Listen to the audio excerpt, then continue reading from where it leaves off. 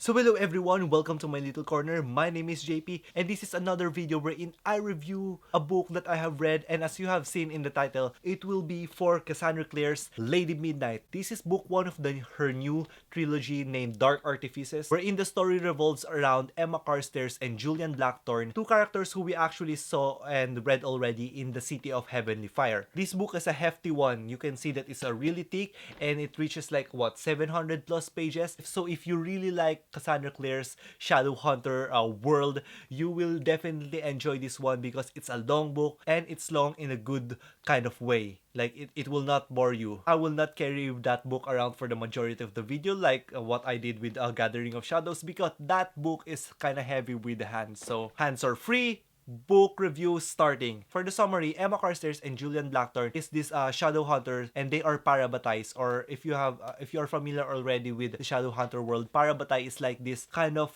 thick bond between two shadow hunters. The story revolves around them, wherein they are living in Los Angeles, and the fun fact is that there are a lot of multitude of characters because Julian Blackthorne's Blackthorne family is really involved in this story. I assume that you have read the Mortal Instruments already, because if not, you will definitely be spoiled on what happened on those entire 6 books. So if you have not, this video might not be for you. We actually see the aftermath on what happened. As you have read, the fairies sided with Sebastian. So now that the Shadowhunters kind of won the whole entire war, they are punishing the fairies with this cold peace treaty, wherein Shadowhunters are not allowed to talk, Shadowhunters are not allowed to help any fairies, and vice versa. Now, Shadowhunters are aligned with Downworlders except fairies. Plus the fact that there are a string of murders happening in Los Angeles, wherein the bodies found have this scripture that is written in their bodies, similar to what happened in Emma's parents 5 years ago in what we have read in City of Heavenly Fire. So this is the precursor event on what will happen in this book. Overall impression of the book is that my biggest personal problem on the Mortal Instruments and the Infernal Devices, that I think it's just me,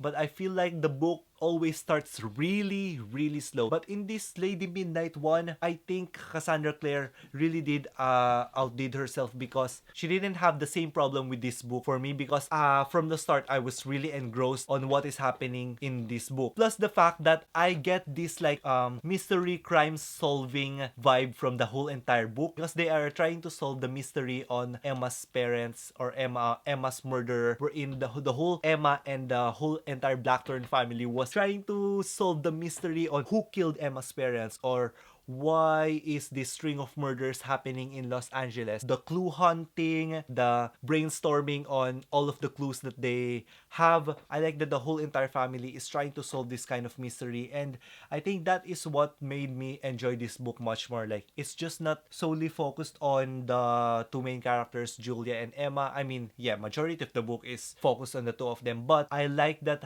we see the family dynamics between all of the siblings and all of the other new characters that Cassandra Clare introduced in this book. I really like Emma as a character because, number one, she is a strong female character again in this book. I like how she can stand by herself. Is one of the strongest, if not the strongest, shadow hunter in her age line, or in her generation. I like Julian Blackthorne as well as a character because he is this family-oriented type of personality, wherein he really cares about all of his siblings. Speaking of siblings, is it just me, or because there's a lot of siblings in the book, I sometimes forget who is what, who is this character, who is this sibling. I had a hard time discerning the certain sibling, who is what. Oh, it's this one. Okay, I'm lost. Sometimes I'm lost with all of the siblings, but I think it's just me. I think it's just me with some new characters. Anyway, that's just my personal problem that I wanted to share to you guys. Arthur Blackthorne is the uncle of Julian. I am annoyed as fuck for him because he just did some of the things in this book that just really annoyed the hell out of me. Like, even though I know the reason why he acts this way, or why his personality is this one, I just didn't sympathize with him at all.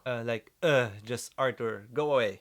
Don't involve yourself with the story anyway. Even though you are part of the story, just go on the sidelines. That's my general impression of him. Another new character, Diana Rayburn. Diana is the tutor of the whole Blackthorne family, or the Los Angeles Institute. Just my general impression of Diana Rayburn is that she is shady as fuck. Like, even though I also know like her background story. I just didn't like her at all. We also get this new warlock, the High Warlock of Los Angeles in the name of Malcolm Fade. Malcolm Fade is really an interesting character for me as well. Story-wise, it is really tight, very enjoyable. I believe that the pacing is really good. I believe that this is her best writing so far. Like, she took her time with this one. I believe she said that she wrote this book in the span of 2 years, and I think it really worked. Really enjoyable. Continuing on the series, yes, 2 thumbs up. I will definitely continue this series. Plot twists are really good. Some parts are kind of predictable, but some parts you will not expect. Like, what just happened? Like, that is some of my reactions towards the book. I think that is it for the non-spoiler part. We will now go towards the spoiler part, wherein I talk about some of the actual events that happened in this book. So 5, 4, 3, 2, 1. Spoiler part commence. As I have said, the whole entire family is involved in solving the mystery when the fairies approach the shadow hunters, which is forbidden, as I have said, and they gave Mark back to the Blackthorn family. I was really touched but by the events. Like, Mark had a really rough time at the start of this book. Mark is one of those characters wherein you feel really sympathetic because you know where it is coming from. Like, his actions, like, he's hesitant at the first to actually intermingle with the whole entire Blackthorn family because he's been gone for 5 years, but in fairy years it's kind of longer, so he didn't recognize his whole entire family at first. Like, he was very aggressive towards everyone. But as the book progressed, wherein he is reintroduced at the family of the Blackthorn family, I just like that the gradual progression of aggression to like denial to acceptance on what is happening already behind him to actually wanting to join back his family. Like, I just feel really sympathetic towards him. Also, the fact or the controversy between Emma Carstairs and Julian Blackthorne being parabatay, being forbidden to fall in love with each other, which we know is the premise of the whole entire trilogy, I believe. I was just screaming at the book like, come on, I know you like each other, you are just in denial. And when that moment actually came wherein they just confirmed their feelings towards each other, like, but seriously, there's a part wherein Julian rescues Emma from the sea, carrying Emma towards the beach, wherein that exact moment the sparks just ignited and they just made out in the beach. It's so good. And that is not the best part. I mean, they did something in the beach, but that is not the best part for me in terms of their love story in this book, because there is this part wherein Julian was pulling Emma towards a secret room that he hasn't showed anybody, because when he showed Emma the room is just filled with paintings of Emma, and that is just one of my favorite scenes in the book in terms of their love story. Plus the fact that I found my favorite line in the whole entire book on that chapter. I wrote it in my phone and I will read it to you. Why all these paintings? Because I'm an artist, Emma. These pictures are my heart, and if my heart was a canvas, every square inch of it will be painted over with you. Like, that line. I think that is my favorite line out of the whole entire book. Like, the confession of Julian towards Emma is perfect with that line. There is this one portion as well wherein Mark was about to be punished because he kind of revealed some secrets of the hunt, because it is forbidden to actually say something about the hunt to any shadow hunters, to any mundanes, because it's a secret. It should just be within the hunt. And he was about to be punished with like 20 whippings, and then Julian was protecting him, so Julian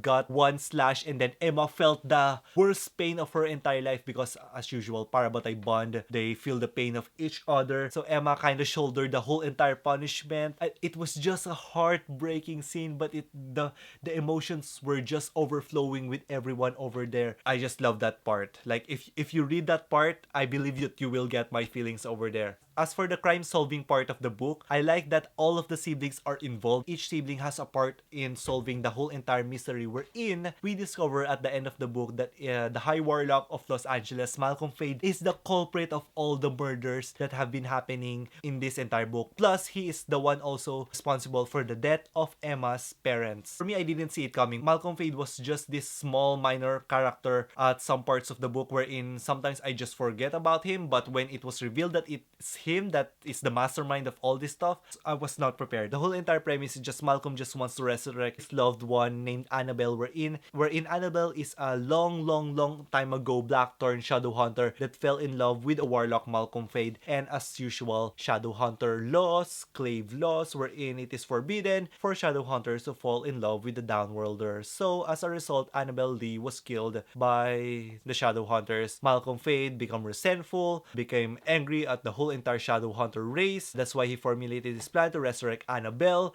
using necromancy and dark magic. It's just really unfortunate that what happened to Emma's family, that's why they are dead, because Emma's parents was just like a dry run or a test run that failed for Malcolm Fade's experiment or quest to resurrect his loved one, which is really tragic. Emma's parents were just the guinea pig for this whole entire thing. But the whole entire process of this necromancy dark magic thing, which is really explained on this book, where it's really intricate, very interesting as well for me. And also the fact that it is revealed towards the end of the book that it is not allowed for Parabatais to fall in love, because Parabatais are not allowed to fall in love, because as Parabatais fall in love with each other, they become so strong that they are able to do some magic like warlocks do, like shadow hunters doing some magic. Like they are afraid the shadow hunters will become too much powerful, and also the fact that when they become too powerful, they will kind of lose their minds, or it will affect their mind to the point that they will just rather die because of the insanity that they will experience on becoming too much powerful. And it is really heartbreaking when Emma learned they finally confessed their love to each other, and then that is the main problem. Emma will just choose to sacrifice herself rather than letting Julian die because of this kind of stuff. Like, it's such a heartbreaking thing. Plus the fact that my mind is now formulating how will they avoid this one. Like, for sure, I'm rooting for Emma and Julian to be the end game of this trilogy. I really like that Cassandra Clare point blank said as well that Mark is a bisexual as well, because in this book you can see that he really likes Christina, one of the new shadow hunters that is introduced in this book, that is living with Emma, which is really close to Emma. Yeah, Mark really likes Christina, but then we learn that Mark has a history with another fairy when he was in the hunt in the name of Kieran, which is amazing because diversity in every book or in every character is a positive thing for me. But yeah, going back to Christina as a character, I really like as well. Like, she can keep up with all of the badassery of Emma. She can hold on her own as well, which I really like as well. Sometimes I just wonder if I should just tally the number of times that I use the word like. One other thing that I like in this book is that cameo appearances.